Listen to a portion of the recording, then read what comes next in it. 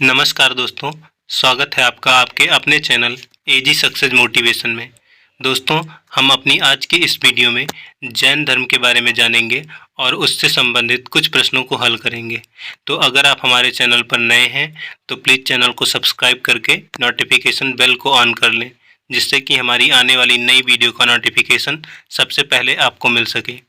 तो चलिए बिना देरी किए हुए बढ़ते हैं, हम जैन धर्म के बारे में जानते हैं। जैन धर्म, जो जैन जैन शब्द है, इसकी उत्पत्ति संस्कृत के जिन शब्द से हुई है।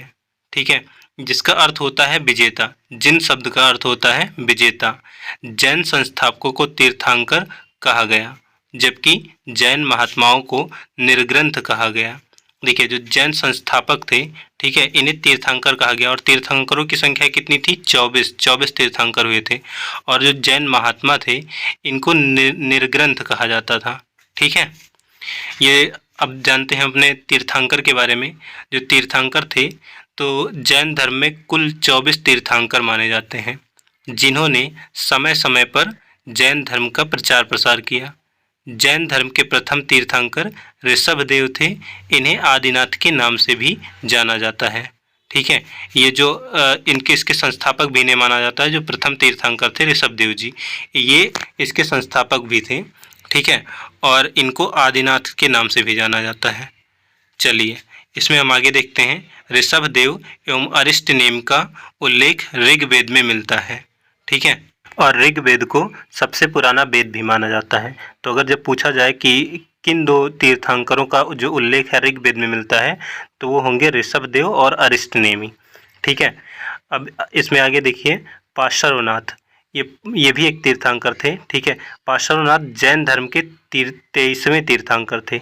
ठीक है, इनका जन्म काशी में हुआ था। इन्हें सम्मेद पर्वत पर ज्ञान प्राप्त हुआ था। जो पार्श्वनाथ जी थे, इन्हें सम्मेद पर्वत पर ज्ञान की प्राप्ति हुई थी। पार्श्वनाथ ने अपने अनुयायियों को चातुर्याम शिक्षा का पालन करने को कहा था। अब ये चातुर्याम शिक्षा क्या थी? ये शिक्षाएं थीं जिसका मतलब सिद्धांत था सत्य, अहिंसा, अस्तेय एवं अपरिग्रह। ठीक है, इसका आप देखिए, सत्य का तो मतलब जानते ही आप, और अहिंसा, अहिंसा भी मतलब आप जानते हैं कि मतलब हिंसा ना करना। ठीक है, और आस्तेय, आस्तेय का मतलब होता है चोरी ना करना। और अपरिग्रह, अपरिग्रह का मतलब होता है धन इकट्ठा ना करना। ठीक है, चलिए हम आगे देखते हैं। इसमें जो है महावीर स्वामी जी थे, जो वो 24वें तीर्थंकर थे। इनका जन्म वैशाली के निकट कुंडग्राम में लगभग 599 ईसा पूर्व हुआ था। महावीर स्वामी के बचपन का नाम वर्धमान था। इनकी पत्नी का नाम यशोदा था। इनकी पुत्री का नाम प्रियदर्शना था, जिसका विवाह जमाली के साथ हुआ था। ठीक है, ये भी एक महत्वपूर्ण तीर्थंकर माने जाते हैं। इन्होंने जो है अपने कुछ सिद्धांत दिए, और जो पार्श्वनाथ जी ने 4 सिद्धांत दिए थे, सत्य, अहिंसा, अस्तेय और अपरिग्रह। तो इन्होंने इसमें लास्ट में एक जोड़ा था ब्रह्मचर्य। ठीक है, आगे देखते हैं हम इसमें।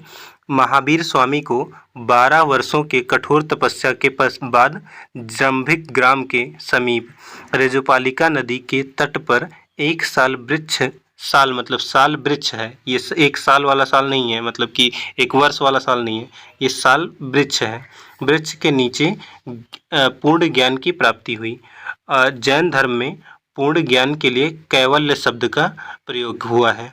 ठीक है, और इसी कारण जैसे कि इन्हें महावीर स्वामी जी को पूर्ण ज्ञान की प्राप्ति हुई थी, तो मतलब कैवल्य की प्राप्ति हो गई और ये केवलिन कहलाए। ठीक है, महावीर स्वामी ने पंच महाव्रत की शिक्षा दी, जिसमें अहिंसा, सत्य, अस्तेय, अपरिग्रह और ब्रह्मचर्य शामिल है। जैसे कि मैंने आपको बताया कि जो पहले 4 हैं, सत्य, अहिंसा, अस्तेय और अपरिग्रह, ये पार्श्वनाथ जी के द्वारा दिए गए थे। ठीक है, और जो ब्रह्मचर्य है, इसमें लास्ट में महावीर स्वामी जी के द्वारा जोड़ा गया। ठीक है, जैन धर्म में मोक्ष के 3 साधन बताए गए हैं। ये कौन से हैं? यह है सम्यक दर्शन, सम्यक ज्ञान एवं सम्यक चरित्र। यहाँ पे समय लिख गया, सम्यक होना चाहिए। ठीक है, इसको आप समझिएगा। इन तीनों को जैन धर्म में त्रिरत्न कहा गया है। कालांतर में जैन धर्म में संप्रदायों में जैन धर्म जो है वो 2 संप्रदायों में विभक्त हो गया, श्वेतांबर और दिगंबर। स्थूल भद्र के अनुयायी श्वेतांबर कहलाए, जबकि भद्रबाहु के अनुयायी दिगंबर कहलाए। इसमें एक बात ये ध्यान देने वाली है, जो इन तीनों धर्म इन तीनों को जो है सम्यक दर्शन, सम्यक ज्ञान और सम्यक चरित्र, इनको त्रिरत्न कहा जाता है। ठीक है, तो इसमें आप एक बौद्ध धर्म का भी त्रिरत्न है, तो इसमें आप कंफ्यूज मत होइएगा, क्योंकि बौद्ध धर्म का जो त्रिरत्न है वो बुद्ध, धम्म और संघ है, और इसका जो ये है मतलब त्रिरत्न, ये सम्यक ज्ञान, सम्यक दर्शन, सम्यक चरित्र है। ठीक है, तो इसमें आप कन्फ्यूजन मत रहिएगा। चलिए अब हम अपने जो है प्रश्नों का अभ्यास करते हैं। ठीक है, तो चलिए हम बढ़ते हैं अपने पहले प्रश्न की तरफ। हमारा पहला प्रश्न है, जैन धर्म के संस्थापक कौन थे? आपके ऑप्शन है ए महावीर स्वामी, बी पार्श्वनाथ, सी अरिष्टनेमि या फिर डी ऋषभदेव। बताइए इसमें से करेक्ट आंसर कौन सा है? आपका टाइम स्टार्ट होता है।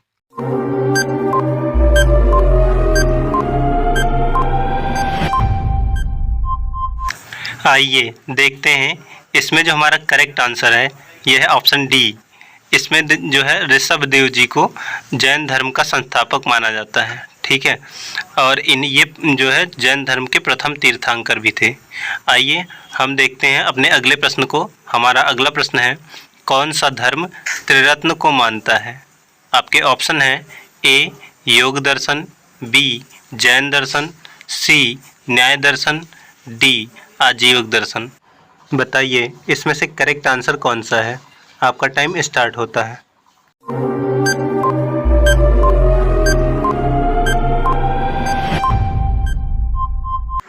आइए देखते हैं, इसमें जो हमारा करेक्ट आंसर है यह है ऑप्शन बी जैन दर्शन। जैन दर्शन त्रिरत्न को मानता है, और इसके जो त्रिरत्न हैं कौन से हैं? सम्यक दर्शन, सम्यक ज्ञान और सम्यक चरित्र। ठीक है, चलिए हम बढ़ते हैं अपने अगले प्रश्न की तरफ। हमारा अगला प्रश्न है, जैन धर्म में पूर्ण ज्ञान के लिए किस शब्द का प्रयोग किया गया है? आपके ऑप्शन है ए जिन, बी रत्न, सी कैवल्य या फिर डी निर्वाण। बताइए इसमें से करेक्ट आंसर कौन सा है? आपका टाइम स्टार्ट होता है।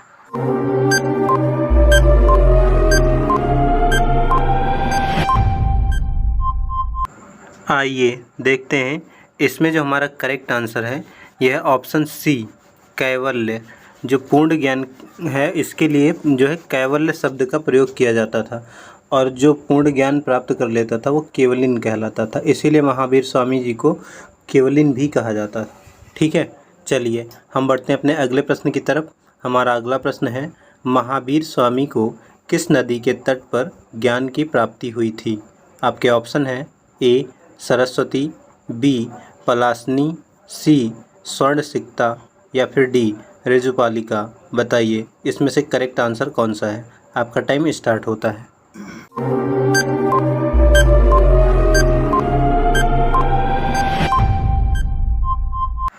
आइए देखते हैं, इसमें जो हमारा करेक्ट आंसर है यह है ऑप्शन डी ऋजुपालिका। ये जो ऋजुपालिका नदी थी इसी के जो है किनारे इन्हें ज्ञान की प्राप्ति हुई थी। ठीक है, चलिए हम बढ़ते हैं अपने अगले प्रश्न की तरफ। हमारा अगला प्रश्न है, भगवान महावीर का प्रथम शिष्य कौन था? आपके ऑप्शन है ए जमाली, बी योसुद, सी सिद्धार्थ या फिर डी प्रभास। बताइए इसमें से करेक्ट आंसर कौन सा है? आपका टाइम स्टार्ट होता है।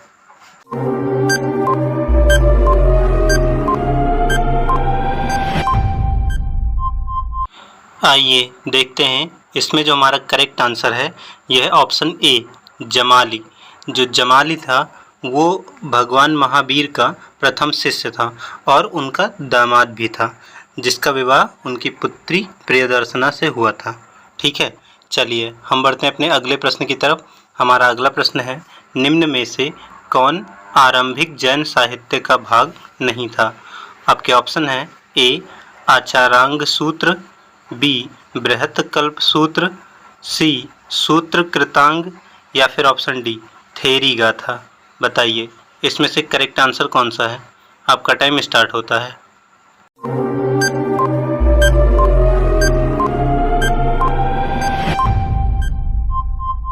आइए देखते हैं इसमें जो हमारा करेक्ट आंसर है यह ऑप्शन डी थेरी गाथा। जो थेरी गाथा है वो जैन साहित्य नहीं था, ये बौद्ध साहित्य था। ठीक है, चलिए हम बढ़ते हैं अपने अगले प्रश्न की तरफ। हमारा अगला प्रश्न है, जैन संप्रदाय में प्रथम विभाजन के समय श्वेतांबर संप्रदाय के संस्थापक थे। आपके ऑप्शन हैं ए स्थूलभद्र, बी भद्रबाहु, सी कालकाचार्य या फिर डी देवर्धि क्षमा श्रमण। बताइए इसमें से करेक्ट आंसर कौन सा है। आपका टाइम स्टार्ट होता है।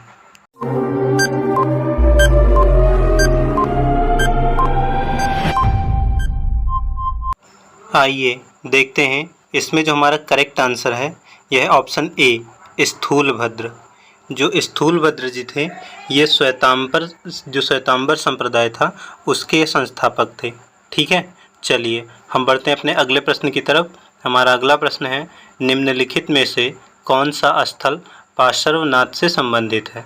ये जो पार्श्वनाथ जी थे ये एक जो है जैन तीर्थंकर थे। ठीक है, तो जो है बताना है कि कौन सा जो स्थल है इनसे संबंधित है।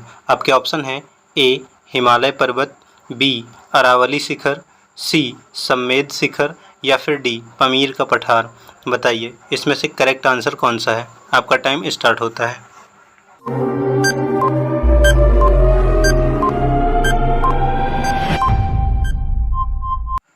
आइए देखते हैं इसमें जो हमारा करेक्ट आंसर है यह है ऑप्शन सी सम्मेद शिखर। जो सम्मेद शिखर है ये पार्श्वनाथ जी से संबंधित है। ठीक है, चलिए हम बढ़ते हैं अपने अगले प्रश्न की तरफ। हमारा अगला प्रश्न है, समाधि मरण किस दर्शन से संबंधित है। आपके ऑप्शन हैं ए बौद्ध दर्शन, बी जैन दर्शन, सी योग दर्शन या फिर डी लोकायत दर्शन। बताइए इसमें से करेक्ट आंसर कौन सा है। आपका टाइम स्टार्ट होता है।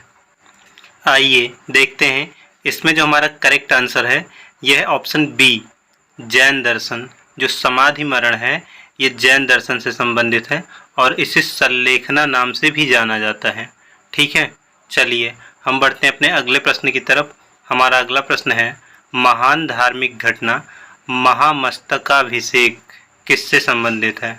आपके ऑप्शन हैं ए बाहुबली, बी नटराज, सी महात्मा बुद्ध या फिर डी महावीर स्वामी। बताइए इसमें से करेक्ट आंसर कौन सा है। आपका टाइम स्टार्ट होता है।